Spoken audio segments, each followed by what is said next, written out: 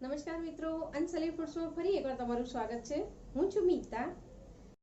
આજે આપણે એક ફરાળી વાનગી મોરૈયાની ખીચડી બનાવીશું. તો મોરૈયાની ખીચડી તો હંમેશા આપણે બનાવતા જોઈએ છીએ, પણ આજે આપણે તેને બહુ બધા શાકભાજી મિક્સ કરીને બનાવીશું, એટલે થોડી વધારે હેલ્ધી પણ બનશે.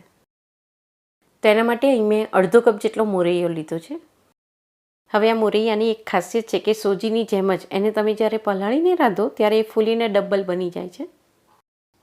મોરૈયાને જો બરોબર સાફ કર્યો ના હોય તો એમાં ઝીણી ઝીણી સફેદ કલરની થોડી કાંકરી પણ હોય છે. એટલે એ મોરૈયાને આપણે 2 થી 3 વાર પાણી નાખીને બરોબર ધોઈને સાફ કરી લઈશું. તો ફરાળી ખીચડી આજે હું બહુ બધા શાકભાજી મિક્સ કરીને બનાવી રહી છું. તો અહીં અડધો કપ મોરૈયામાં મિક્સ કરવા માટે અહીં મેં 1 બટાકું, થોડી દૂધી, 1 કેપ્સિકમ, 1 ગાજર અને 1 ટામેટું લીધું છે. તો આ રીતે 3 થી 4 વાર તમે ડૂબડૂબા પાણી નાખીને મોરૈયાને આ રીતે સાફ કરી લેશો તો એમાં જે ઝીણી કાંકરી હશે તો એ પણ નીકળી જશે અને મોરૈયો એકદમ સફેદ કલરનો થઈ જશે. એનાથી સ્વાદમાં પણ ઘણો ફરક આવી જશે. હવે બરોબર સાફ કરી લીધા પછી આ મોરૈયામાં ફરી એકવાર હું પાણી નાખી દઉં છું. હવે આને હું લગભગ અડધી કલાક માટે પલળવા દઉં છું અને ત્યાં સુધીમાં બધા જ શાકભાજી આપણે કાપીને તૈયાર કરી લઈશું. તો અડધી કલાક પછી મોરૈયું બરોબર પલળી જાય એટલે હવે આપણે તેને વઘારી લઈશું. તો અહીં એક પેનમાં મેં 2 ટેબલસ્પૂન જેટલું તેલ લીધું છે. તેમાં હું 1 ચમચી જેટલું જીરું નાખીશ. એમાં થોડા તજ, લવિંગ અને મરી પણ એડ કરી દઉં છું. થોડો મીઠો લીમડો એડ કરી દઈએ. સ્વાદ મુજબ લીલું મરચું અને આદુની પેસ્ટ પણ મિક્સ કરી દઈશું. જો તમે ફરાળ માટે મોરૈયો બનાવતા હોવ અને કોઈ પણ વસ્તુ ના ખાતા હોવ, નિષેધ હોય, તો આમાંની કોઈ પણ વસ્તુ તમે અહીંયા સ્કીપ પણ કરી શકો છો. તો બધા મસાલાને આપણે તેલમાં થોડીક વાર માટે સાંતળી લઈશું. હવે સારા કલર માટે અને હળદરનો કાચો સ્વાદ જતો રહે એટલા માટે હું અહીં તેલમાં જ અડધી ચમચી જેટલી હળદર મિક્સ કરી દઉં છું. અહીં કેપ્સિકમ અને ટામેટા એ બંનેને મેં બારીક સમારી લીધા છે, તેને આપણે મિક્સ કરી દઈએ. અને દૂધી, ગાજર અને બટેકા એ ત્રણેય વસ્તુને અહીં મેં છીણીની મદદથી છીણી લીધી છે. હવે આ બધા જ શાકભાજીને આપણે તેલમાં બરોબર સાંતળી લઈશું. તો અહીંયા બધા જ શાકભાજીને આપણે બારીક સમારી લીધા છે એટલે અહીં આને આપણે ચડવા નથી દેવાના. મોરૈયો ચડશે એની સાથે જ આ બધા જ શાકભાજી ગળીને સરસ ચડી જશે. ફક્ત એને આપણે 2 મિનિટ માટે તેલમાં બરોબર સાંતળી લઈશું અને હવે પછી આપણે તેમાં મોરૈયો મિક્સ કરી દઈએ.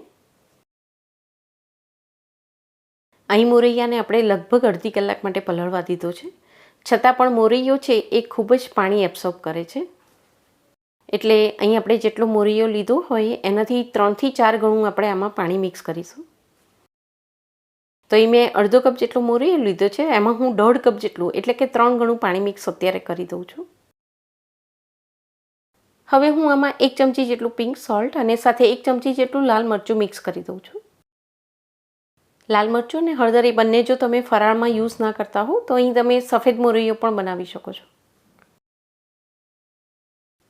2 ચમચી જેટલો અહીં મેં કાચી સિંગનો પાવડર લીધો છે, તેને હું મિક્સ કરી દઉં છું. તો સિંગદાણા તમે અહીં આખા પણ મિક્સ કરી શકો છો. હવે ઢાંકીને મીડિયમ ફ્લેમ પર આને આપણે 5 મિનિટ માટે ચડવા દઈશું. 5 મિનિટ પછી ફરી એકવાર મોરૈયાને આપણે ચેક કરીશું. તો મોરૈયામાંથી અહીં બધું જ પાણી એબ્સોર્બ થઈ ગયું છે. તો આ મોરૈયો તમારે ઢીલો બનાવવો હોય તો આમાં તમે થોડું પાણી નાખીને થોડીક વાર વધારે ચડવા દેશો તો અંદર આપણે જે બટાકા મિક્સ કર્યા છે એ પણ સારી રીતે ચડી જશે. તો હું બીજું અડધો કપ જેટલું પાણી મિક્સ કરી દઉં છું. હવે આ ખીચડીને આપણે થોડીક ખાટી બનાવીશું તો એ ટેસ્ટમાં ખૂબ જ સરસ લાગશે. તો પાણી મિક્સ કર્યા પછી ઢાંકીને બીજી હું એને 3 થી 4 મિનિટ માટે ચડવા દઈશ. તો 3 થી 4 મિનિટ પછી ફરી એકવાર આપણે ખોલીને જોઈ લઈએ. હવે હું અહીં 1/4 કપ જેટલી આમાં છાશ મિક્સ કરી દઉં છું. તો અહીં મોરૈયો ચડી જાય પછી એમાં તમે 1/4 કપ જેટલી છાશ કે પછી 1-2 ચમચી જેટલું દહીં મિક્સ કરી દેશો તો એનાથી મોરૈયો છે એ થોડો ખટમીઠો બની જશે અને એ મોરૈયો ટેસ્ટમાં ખૂબ જ સરસ લાગે છે. એની સાથે ખાવા માટે તમારે કઢી બનાવવાની પણ જરૂર નહીં પડે, એકલો ખાશો તો પણ ખૂબ જ ટેસ્ટી બનશે. તો મોરૈયો બનતા મીડિયમ ફ્લેમ પર લગભગ 7 થી 8 મિનિટ જેટલો સમય લાગે છે. અહીં છાશ મિક્સ કરી લીધા પછી ફક્ત 2 મિનિટ માટે ફરી એકવાર આને ઢાંકીને આપણે થોડો સીઝવા દઈશું. તો 2 મિનિટ પછી હવે મોરૈયો સરસ તૈયાર થઈ ગયો છે, સરસ ચડી ગયો છે. બારીક સમારેલી કોથમીર મિક્સ કરીને મોરૈયાને આપણે ગરમા ગરમ સર્વ કરીશું. તો આ મોરૈયો છે એને હંમેશા આપણે ફરાળમાં જ ખાતા હોઈએ છીએ. એ ખૂબ જ હેલ્ધી છે. એ મિલેટ કેટેગરીમાં આવે છે અને બાર્નિયાર્ડ મિલેટ તરીકે પણ ઓળખવામાં આવે છે. તે ગ્લુટન ફ્રી છે અને એકદમ લો ગ્લાયસેમિક ઇન્ડેક્સ ધરાવે છે. એટલે ઉપવાસ સિવાય પણ તમારે કંઈક હેલ્ધી ડીશ સર્વ કરવી હોય તો તમે આ જરૂરથી બનાવી શકો છો. ઉપર થોડું ઘી રેડીને આપણે તેને ગરમા ગરમ સર્વ કરીશું.